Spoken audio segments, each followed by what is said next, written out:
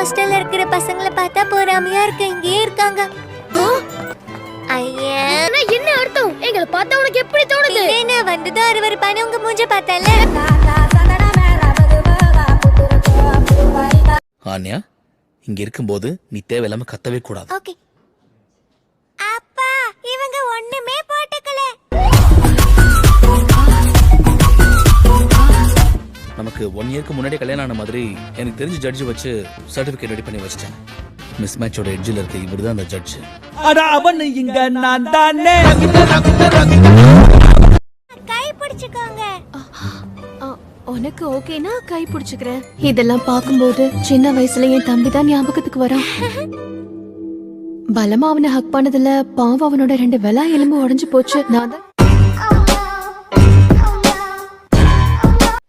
ஏன்னா முடிஞ்ச அளவுக்கு க்ளீன் பண்ணி அரேஞ்ச் பண்ணேன். நானும் க்ளீன் பண்ண ஹெல்ப் பண்ணேன். நிஜமா வச்சலும் அப்படினா நான் குட் கேர்ள்.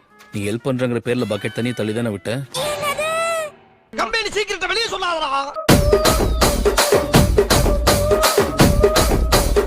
கேள்வி ஆரம்பிக்கிறேன். லீவ் கிடைச்சா நீ என்ன பண்ணுவ ஆன்யா? நாள் பூரா டிவி தான் பார்த்துக்கிட்டு இருப்பேன். சரியா போச்சு. இப்படி சொன்னா கதை கெட்டு போயிடுமே. உன் ஃப்ரெண்ட் ஏதாவது ஒரு தப்பு பண்றான்னு தெரிஞ்சதுன்னா அவனுக்கு நீ என்ன சொல்லுவ? உன் ரியாக்ஷன் என்னவா இருக்கும்? அவன் மேல ஏறி குதிச்சு நீ எல்லாம் ஜெயில கலிதா திங்கணும்னு சொல்லுவேன்.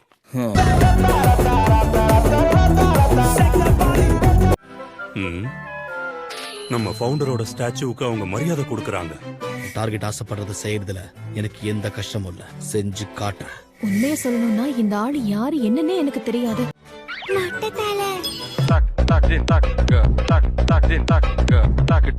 ஸ்ட்ரிக்ஸோட ஃபேஸ் 2. ஃபேஸ் 2ல என்ன பண்ணணும்னு நீங்க மறக்க வாய்ப்பே இல்ல. தேங்க்யூ. இருந்தாலும் நீங்க இன்னொரு வாட்டி சொன்னீங்கன்னா நல்லா இருக்கும்னு தோணுது. மாண்டட்டியா?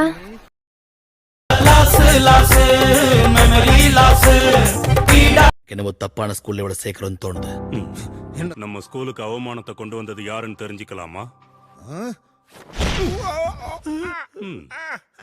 இதுதான் கொஞ்சம் எலிகண்டா இருந்தது.